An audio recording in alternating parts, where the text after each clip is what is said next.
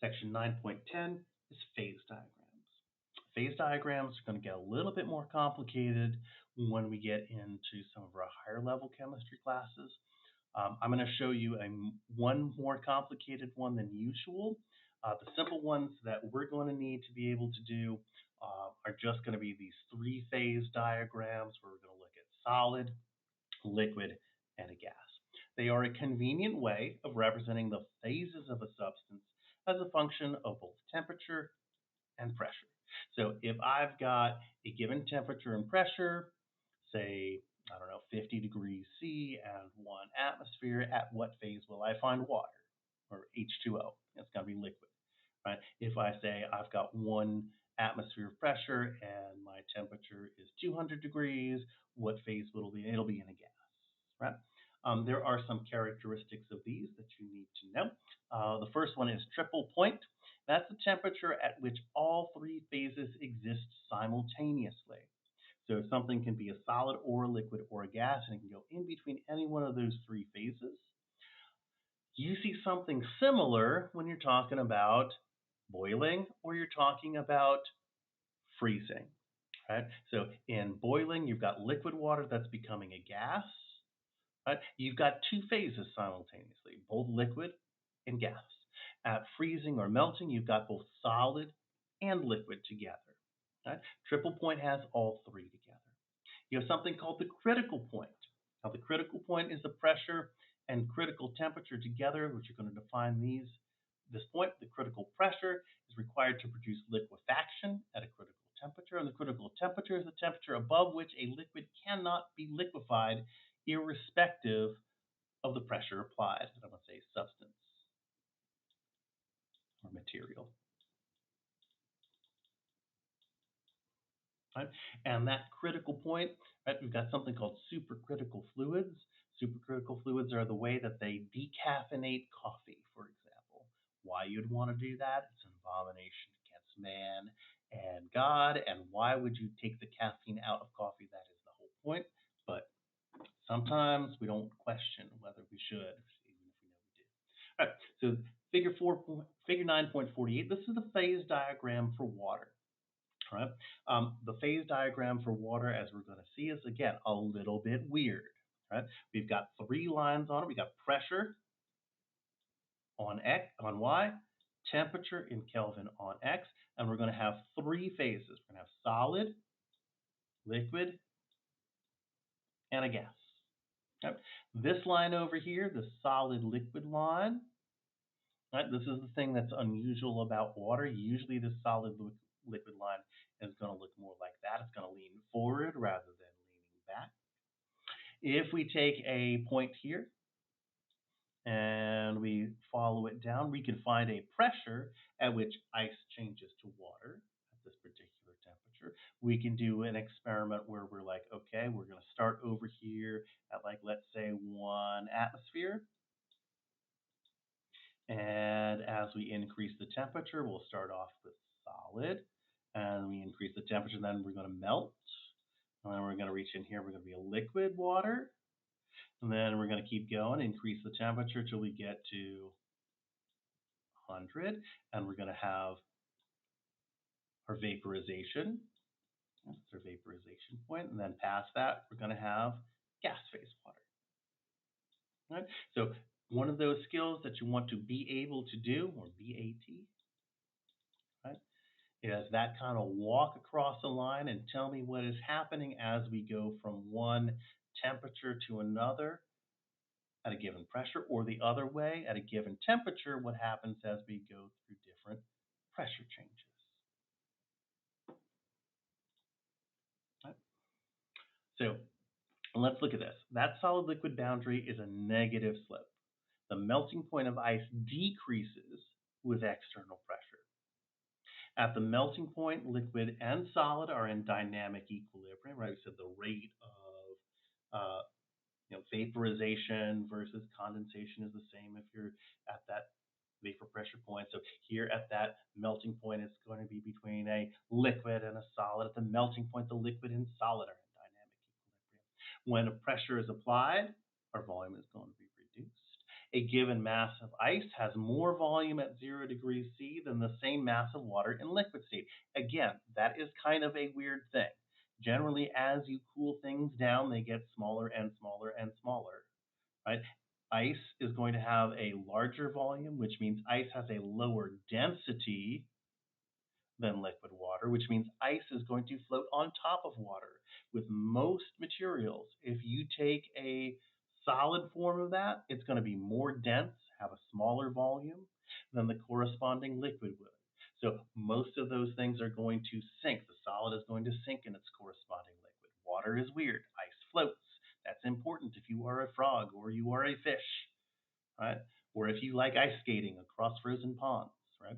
That is a weird thing. Most things don't do that. I think gallium is another one that will, right? The freezing point of water is less than 0 degrees C when the pressure is greater than 1 atmosphere, right? We saw that with that boiling point of water changing as you change the pressure. Same thing's going to happen with our freezing point. If you change that pressure, you can kind of change that freezing point along. So what are some of our applications? Well, one is ice skating. The narrow blades of ice skates are going to exert more pressure, right? Frictional heat is caused when ice skates move over the ice, contributing to the further melting of the ice. As the blades pass by, the liquid refreezes since normal pressure and temperature are reestablished. Low density of ice ensures that the ice formed on rivers and lakes floats, ensuring water bodies do not freeze solid in winter. In humid climates, snow and ice can seem too sublime. Right. This is a much more typical phase diagram. This is the one for carbon dioxide. So you'll notice first off that this solid liquid line is leaning to the right. Right. The liquid state does not exist at a pressure of 1 atmosphere. So if we go over here to our pressure of 1 atmosphere, right, we're down here. We're going straight from a solid into a gas. So what's happening along this point here is sublimation, right? From our triple point, from our solid to our liquid, right? We're going to call that melting. Right? That's our melting line. And this line over here between a liquid and a gas, you guys are right, boiling. Right? That's our line for boiling. Notice that it's got a positive slope. The density of solid carbon dioxide is greater than that of liquid carbon dioxide. So interpretation. So our solid liquid line is a positive slope. Our triple point is going to occur at 5.1 atmospheres and minus 56.6 degrees Celsius. There are little demonstrations, and you can probably find one on YouTube where you're looking at the triple point for CO2. The critical point can be noticed at 72.8 atmospheres and 31 degrees C. So that's up here, right? So if you bring things out past this, right, you're past that critical point. Sublimation is going to occur at minus 78 degrees C. So your dry ice is going to have an effective temperature of at most 78 degrees C. So that's good for keeping things cold. So applications, dry ice, convenient refrigerant. It doesn't undergo a liquid phase. Right? The liquid form is used in fire extinguishers at 25 degrees C under high pressure. So some of those CO2 fire extinguishers, those are the ones with the big cones. So there's the fire extinguisher, and they're the ones with the really big. Oh, there we go. Really big cone like that at the end. This is a more complex phase diagram. This is for carbon. Um, liquids are pretty much liquids, right? Gases are pretty much going to be gases. However, you guys should be familiar with two different allotropes of carbon. Right? You can have carbon as a graphite, or you can have carbon as a diamond. So if we look over here at 1 atmosphere, and we're way down here at about call it 30 degrees C, about here. So we're right about here at room temperature. All right?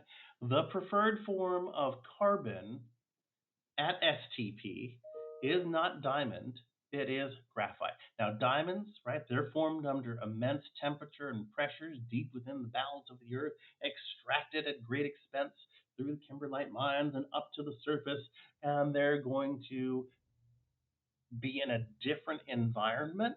And so over time, Just like we could take graphite and put it under high temperature and pressure and turn it into a diamond, over time, at standard temperature and pressure, a diamond is slowly interconverting from this sp3 hybridized carbon into graphite, which is sp2 hybridized, over time. Now, what we will find out when we talk about kinetics is that this process is very slow, right? So diamonds, right? There's an old saying, right? Diamonds are forever, and it's just not true. So at standard temperature and pressure, a diamond is not forever. It's just going to take you a really, really long time for you to get from a diamond to graphite. So you're probably okay with that proposal, my guys, all right? If you really wanted to go and go with quartz or something that's going to be more thermodynamically stable if you are planning to live forever. Okay? So let's do a quick concept check. As intermolecular forces increases, what happens to each of the following? Boiling point should go up. Viscosity should go up. Surface tension should go up.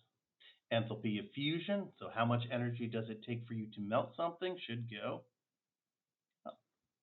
Right? Your freezing point should go up. What about your vapor pressure? That one's going to go down. And what about heat of vaporization? That should go up. Right? So that pretty much wraps up chapter 9. We'll pick it up again with chapter 10.